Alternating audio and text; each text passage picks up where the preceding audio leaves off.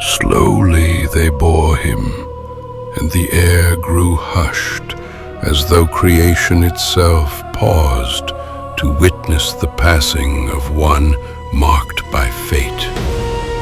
The path before them lay in shadow, and every step echoed with the weight of ancient sorrow.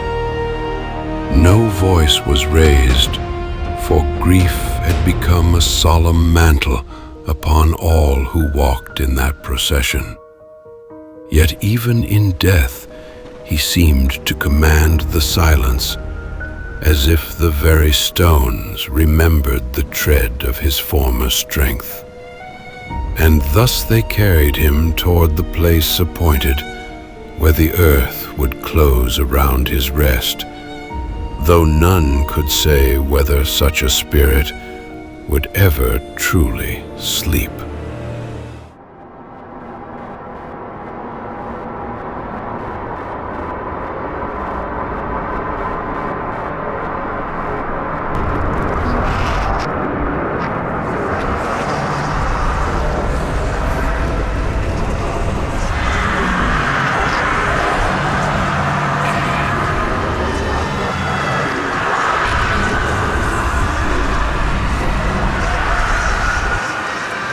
And I beheld a valley, dark as the depths of night, where thunderous lamentations rolled like waves against jagged stone.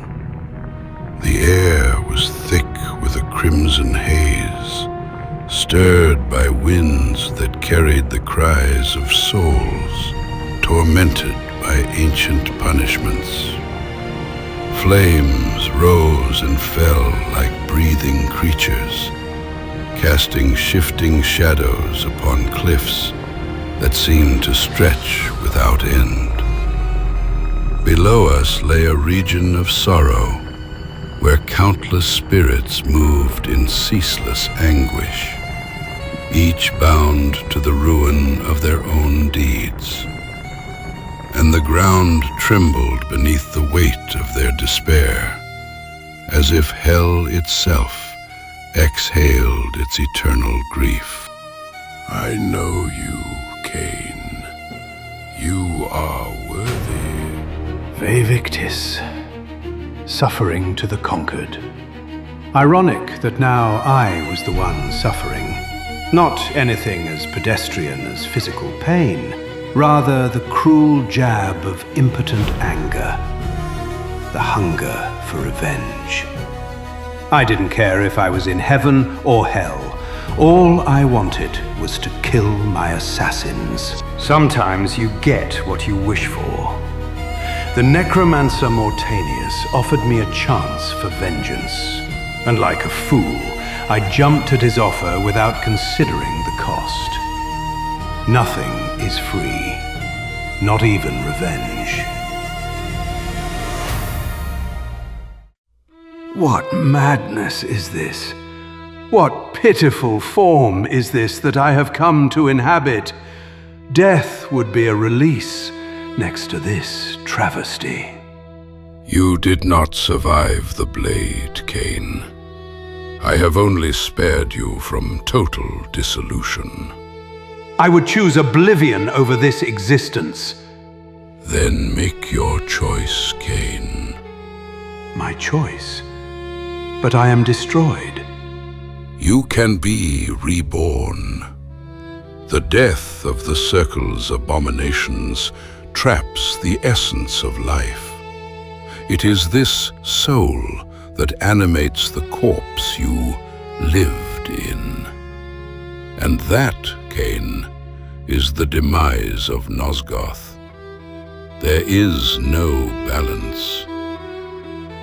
Redeem yourself, or, if you prefer, avenge yourself. Settle your dispute with your assassins. Destroy them and their masters. Rip their souls from their flesh and cast them into the damnation laid before you. Use your hatred to drain them whole. I can make it possible. Then tell me, what must be done? You are given the choice whether to fade into obscurity and see the end of your legacy, or to challenge the fates for another throne.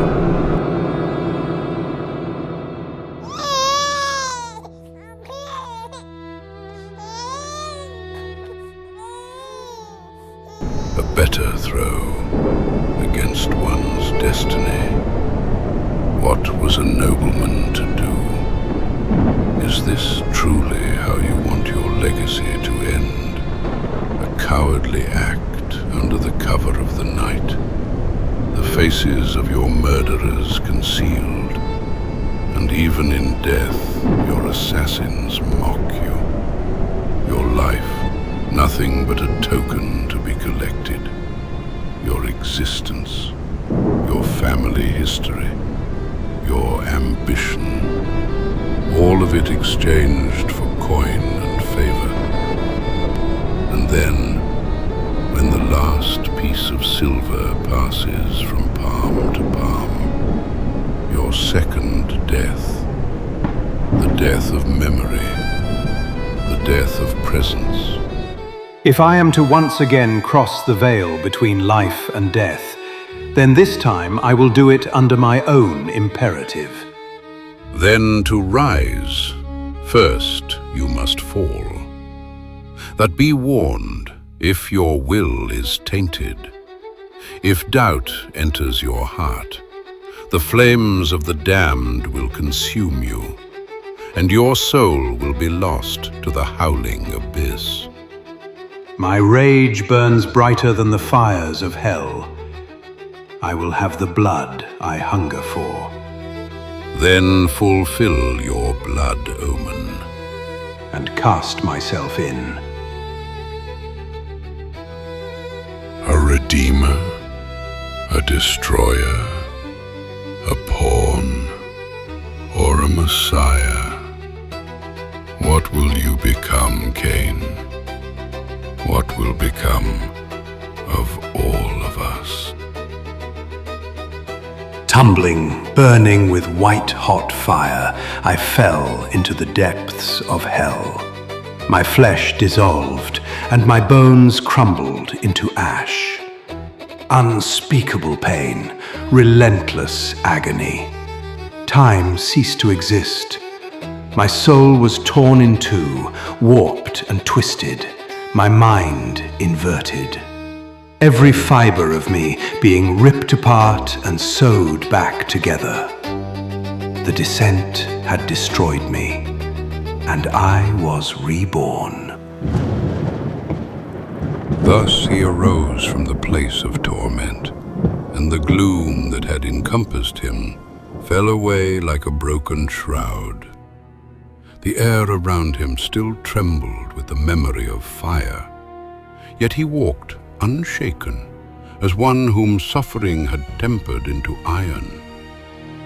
The shadows recoiled from his steps, for in his countenance burned a fierce resolve, born not of hope, but of defiance.